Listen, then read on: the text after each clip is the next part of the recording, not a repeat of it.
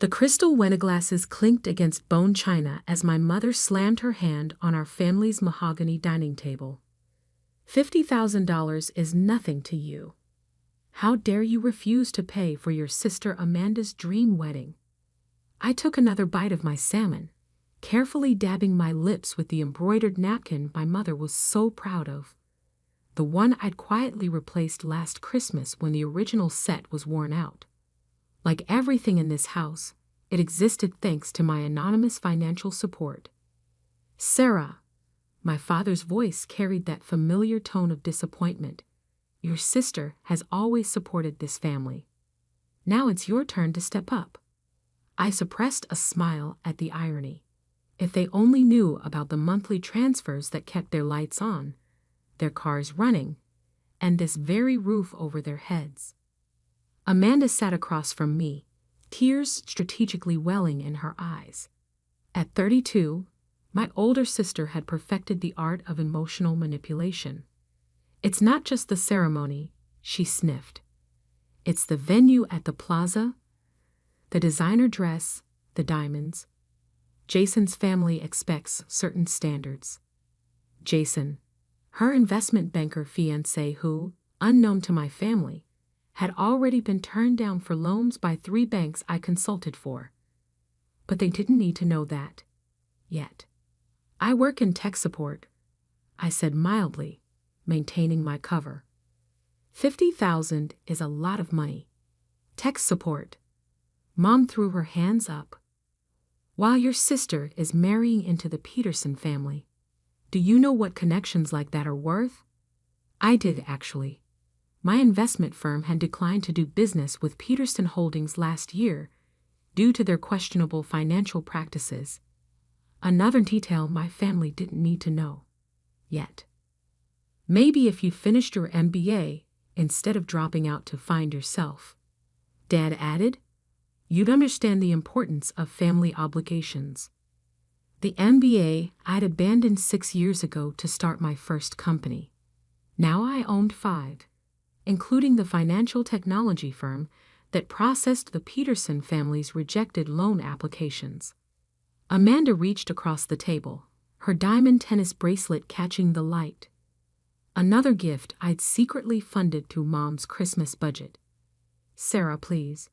You must have savings. This is my special day. Actually, I set down my fork. Let's talk about savings, and payments, and obligations. I pulled out my phone, opening an app I designed specifically for this moment. Mom, what's the mortgage payment on this house? She blinked, caught off guard. That's none of your. $4,327.42 per month, I continued. Due on the 15th. Interesting that it's never late, even though Dad's construction business hasn't had a major contract in 3 years. The color drained from my father's face. Or the property taxes. $12,865 annually. Always paid precisely 1 week early. I swiped to the next screen. And Amanda's credit card bills. Fascinating reading. How do you know? Amanda's voice trailed off as I turned my phone to show her last month's statement. Because I pay them, all of them, every month, for the past 4 years. The silence that fell over the dining room was absolute. Even the grandfather clock in the hall seemed to hold its breath. That's impossible, Mom whispered. The payments come from Kingston Financial Services. My company, I said quietly. One of them, anyway. Along with the property management firm that holds this house's deed, and the investment group that covers Dad's business loans. Dad's hands began to shake. But you work in tech support. I own the tech company, all 63 branches. Tech support was just a convenient cover while I built my businesses. I pulled up another screen. Would you like to see the actual numbers? Amanda's tears were real now. I don't understand. 4 years ago, when Dad's business was about to go under, I bought the mortgage. When Mom's medical bills threatened to bankrupt you, I created a payment plan. Every time Amanda maxed out her credit cards, I covered the minimums. Why didn't you tell us? Mom's voice was barely audible. Would you have accepted help from your failure of a daughter? The one who couldn't even finish her MBA. The irony of the moment wasn't lost on me. Their self-sufficient, successful daughter had been keeping them afloat while they criticized her life choices. About that wedding, I continued, opening another file. I had my team analyze Jason's financials. Would you like to know what they found? Amanda's face went pale. Sarah, please. Or we could discuss the real reason he's rushing to marry into a family he thinks has money. My phone buzzed, an alert from my banking app. Another automatic payment had just gone through, keeping this very house from foreclosure. So, I said, standing up, we can talk about the wedding budget. But first, let's talk about how much this family really owes me, both financially and otherwise. The salmon had gone cold, but I didn't mind. Some dinners aren't about the food. They're about the truth. And I was just getting started. I sat in my real office the next morning, 47 floors above Manhattan, reviewing the fallout from last night's dinner revelation. My phone had been buzzing since dawn. Mom, 6:15 a.m. We need to talk, please. Dad, 7:03 a.m. I can explain about the business. Amanda, 15 messages between 3 to 4 a.m. You've ruined everything. Jason can't know. Through the floor-to-ceiling windows, I watched the city wake up while my executive assistant, Maria, brought in my morning coffee and the latest financial reports. Your sister's fiancé is here, she said quietly, without an appointment. I checked the security feed on my laptop. Jason Peterson stood in the lobby, his expensive suit wrinkled, looking nothing like the confident banker from Amanda's Instagram posts. Send him up. And Maria? Pull up everything we have on Peterson Holdings' recent loan applications. 5 minutes later, Jason entered my office, stopping short when he saw the view. His eyes darted from the contemporary art on the walls to the subtle indicators of wealth that Amanda would have recognized instantly had she ever bothered to visit my tech support job. Sarah, he managed. I didn't expect. Clearly. I gestured to the chair across from my desk. Though I'm surprised it took you this long to figure it out. Your bank has submitted 4 loan applications to my firm this year alone. He sat down heavily. Those were rejected. Yes. I opened a file on my laptop. Due to insufficient collateral and questionable transaction histories. Much like your personal loan applications to 3 other banks. The color drained from his face. How did you? I own the algorithm that flags high-risk applications, Jason. The same algorithm that highlighted some interesting patterns in Peterson Holdings accounts. I turned my laptop to show him the data. Care to explain these transfers to offshore accounts? That's private banking information. Not when it involves potential fraud. I closed the laptop. Or when it involves my sister. He straightened his tie, trying to regain composure. Amanda doesn't know that her fiancé is using her supposed family connections to shore up his failing investment schemes. No, she doesn't. Yet. My phone buzzed with another text from Amanda. Jason's not answering my calls. What did you do? Here's what's going to happen, I said, pulling out a folder. You're going to end the engagement. Quietly, respectfully, citing irreconcilable differences. Then you're going to sign this agreement. He scanned the document, face growing paler. This is a legally binding contract to stay away from my family and repay the money you've borrowed from Amanda's credit cards, the ones I've been paying off. You can't prove. I pressed a button on my desk phone. Maria, please send in Mr. Chen from legal. Jason's facade cracked completely. Wait, I can't pay it back. The firm is underwater. Dad's investments. I know. I pulled up another document. That's why I've arranged a payment plan. You'll take the junior analyst position at Goldman Sachs. They owe me a favor. Salary garnished until the debt is cleared. Junior analyst? But I'm a vice president. Or a vice president. At a failing firm. Under federal investigation. I smiled. Consider this a second chance. One you don't deserve. He slumped in the chair. Amanda will be devastated. Yes, I felt a twinge of sadness for my sister. But better devastated than destitute. Which is where you were leading her. After he left, clutching his copy of the agreement, I pulled up the family's financial records. 4 years of secret support laid out in meticulous detail. Monthly mortgage payments, $4,327.42. Dad's business loans, $847,000 total. Mom's medical bills, $236,492. Amanda's credit cards, $127,843 and climbing. Property taxes, utilities, insurance, $43,726 annually. All paid through various shell companies. All traced back to the empire I'd built while they thought I was finding myself. Maria appeared at the door. Your mother's here.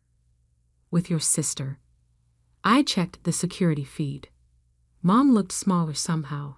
Her designer outfit, another gift she didn't know came from me, wrinkled. Amanda's eyes were red from crying. Send them up. I touched the frame on my desk. A photo of us from happier times, before money and expectations had twisted everything. My phone buzzed one last time.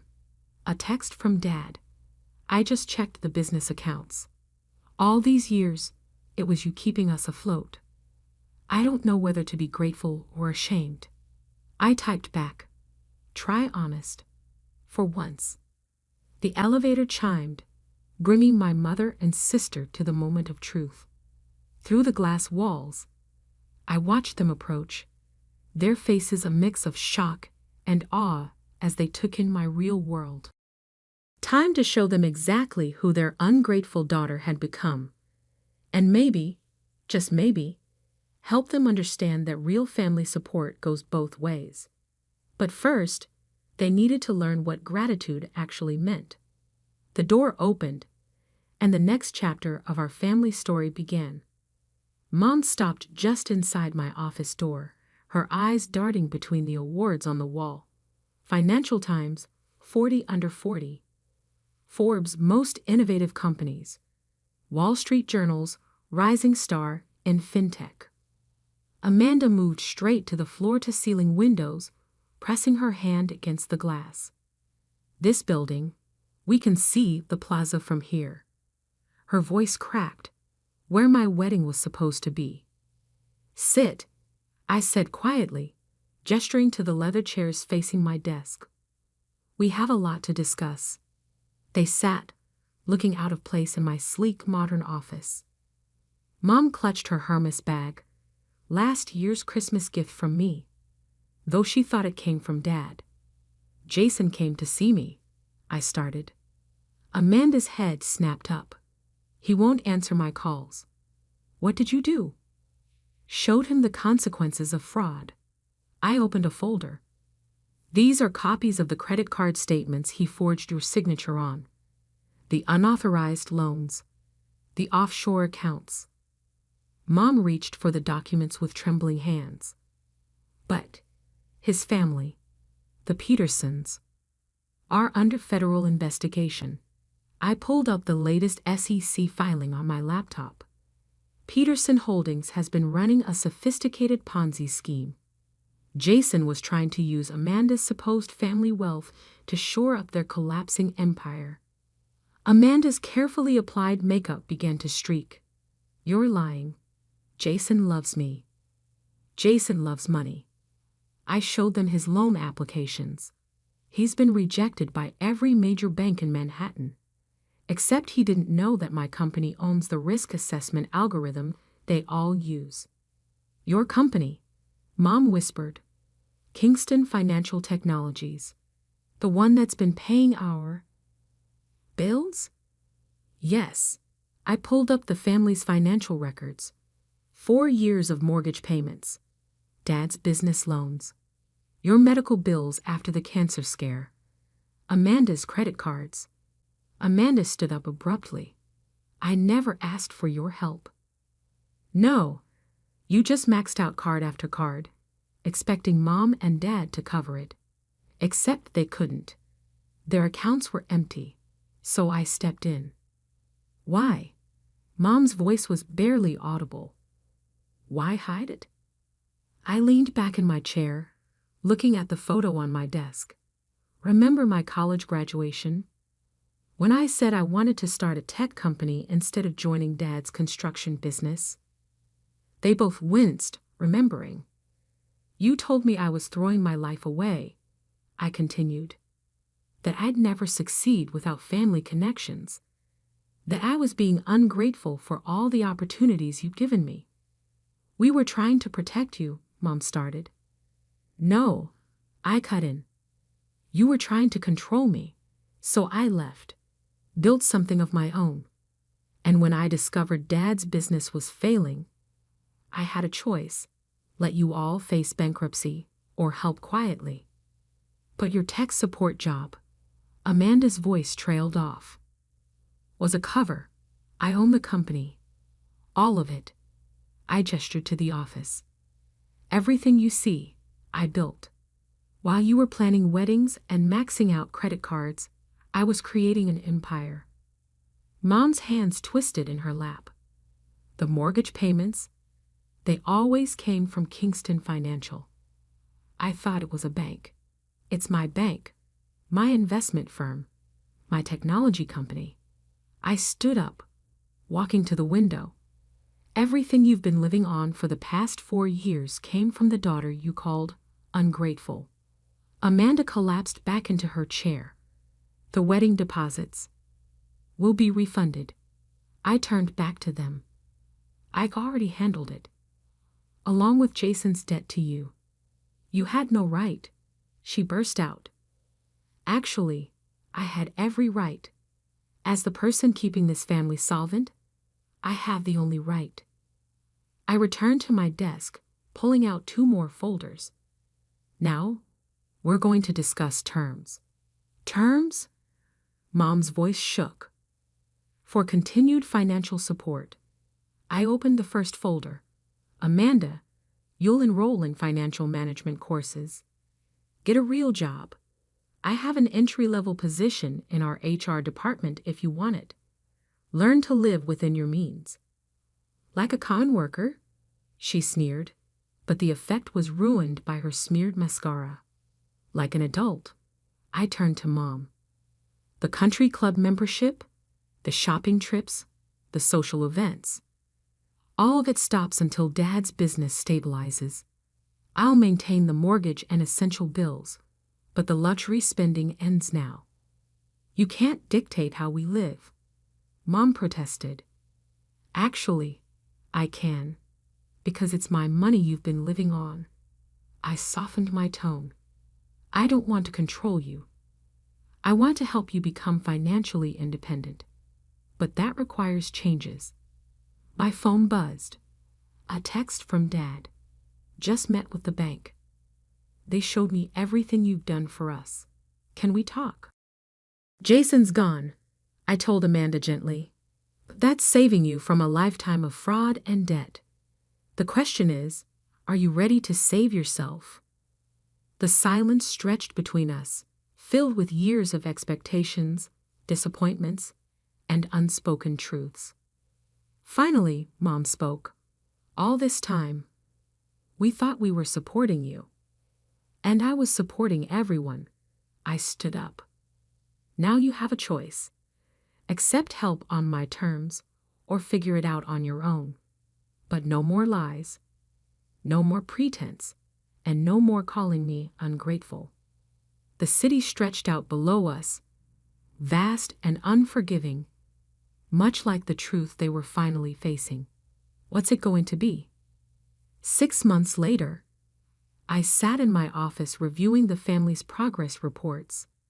The changes had been interesting.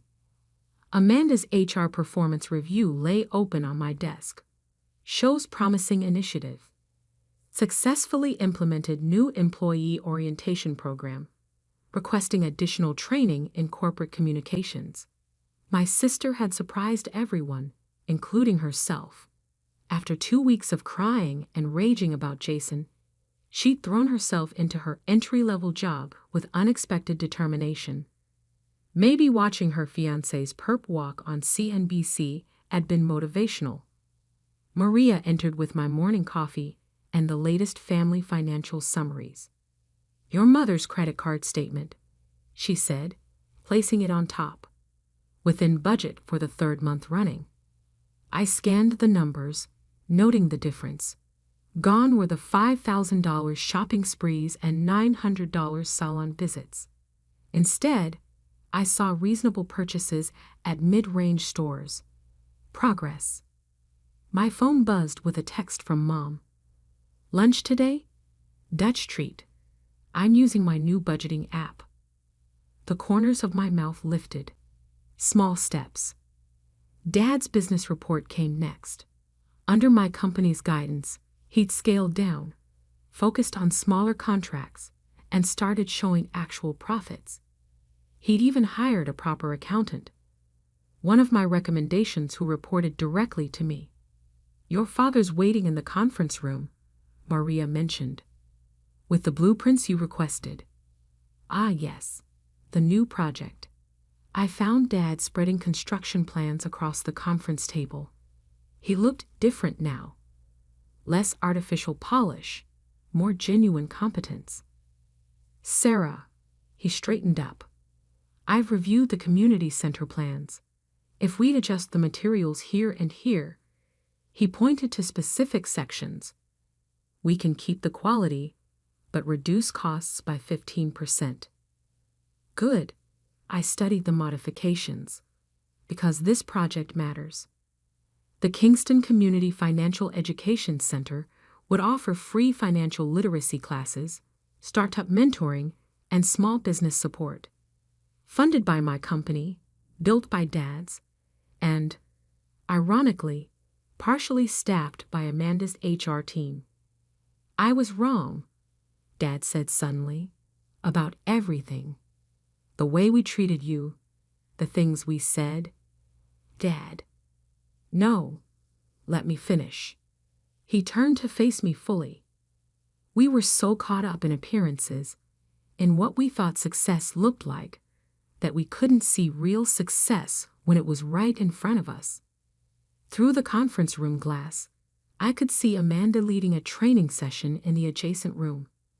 She traded her designer clothes for professional attire she'd actually paid for herself. The engagement ring was gone, replaced by a quiet confidence that suited her better. My phone buzzed again. Mom, found a great consignment shop, selling my old designer stuff. Financial literacy class tonight. Don't want to be late. The family's changing, Dad noted, watching me read the text. They had to. I gathered the blueprints, but so did I. He raised an eyebrow. I was so focused on proving you all wrong, on building something bigger than your expectations, that I forgot about building relationships. I smiled slightly. Grandmother would have called it a hollow victory. Your grandmother would be proud of you now.